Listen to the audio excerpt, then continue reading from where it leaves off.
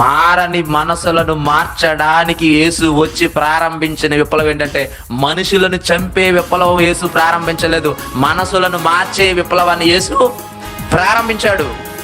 మనసులను మార్చే విప్లవాన్ని ప్రారంభించాడు యేసుక్రీస్తు వారు. మనసు గురించి మాట్లాడుతున్నాడు.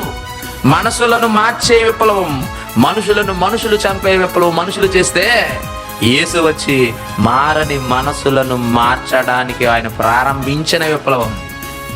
ఎందుకు మారాలి మనసు? ఇదొక డౌట్ అండి. ఎందుకు మారాలి మనసు? మనసు మారాలా, శరీరం మారాలా? అందరూ ఏమనుకుంటున్నారు తెలుసా? దేహం మారాలనుకుంటున్నారు. దేహం కాదు మారవలసింది, మనస్సు మారాలి. మనసు మారాలి. మనసు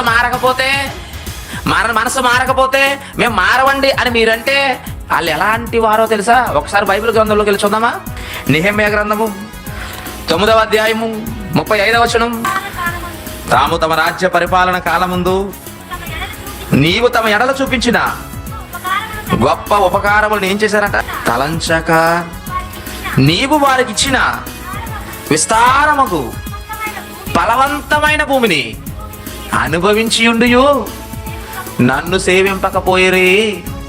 చూడండి, ఇప్పుడు అంటున్నాడు, తమ చెడు నడతలు విడిచి మారు మనస్సు పొందరైరి. ఎవరంటే వీళ్ళు ఇశ్రాయేలీయులు. ఒకప్పుడు ఎలా ఉన్నారు తెలుసా? వీళ్ళు తినే తిండి ఎవరిచ్చిందో తెలుసా? దేవుడిచ్చింది. వీరు తాగుతున్న నీరు ఎవరిచ్చిందో తెలుసా? దేవుడిచ్చిందండి. వీరు పీల్చుకుంటున్న గాలి ఎవరిచ్చిందో తెలుసా?